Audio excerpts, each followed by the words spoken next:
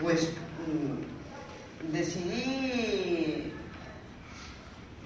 comprometerme con la política porque cuando yo tenía tu edad vivía en un país donde no había libertad. Cuando acabé la carrera de Derecho, yo era abogada, pero no podía tener libertad como mujer.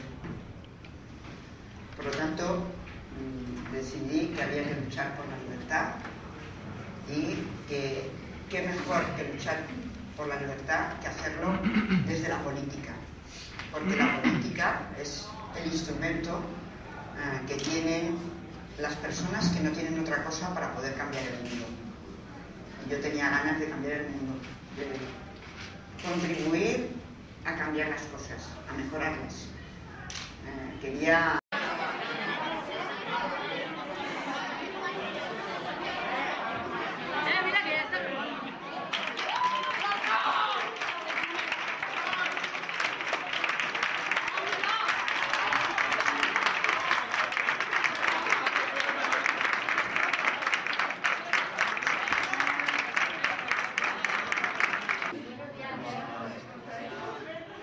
Cuidado, cuidado, cuidado, cuidado.